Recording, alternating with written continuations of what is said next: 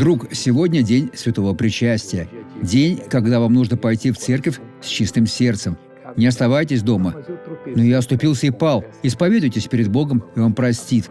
Идите искать свое благословение. Но сегодня холодно, сегодня жарко, идет дождь или ветрено. Неважно, что происходит. Идите в Дом Божий. В Псалме 97, в стихе 8 сказано так. «Да рукоплещут реки». Не только деревья рукоплещут, но и реки. «Да ликуют вместе горы». Если вы являетесь для человека рекой, несущей Слово Божье, самое время рукоплескать Господу. Если вы твердая гора для многих людей, вы можете ликовать. Этот человек получил благословение. Что Иисус сотворил для вас? У меня была проблема с левым ухом. Так? 30 лет назад мне сделали операцию.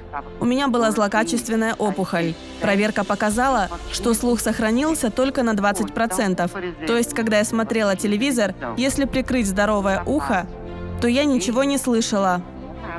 Тогда хорошенько прикройте здоровое. Эуниси. Я разведена. 3.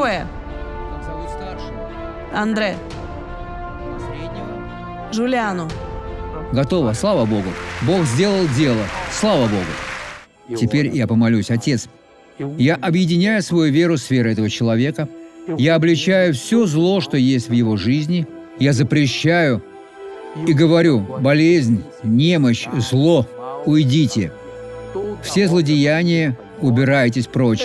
Во имя Иисуса Христа. Аминь.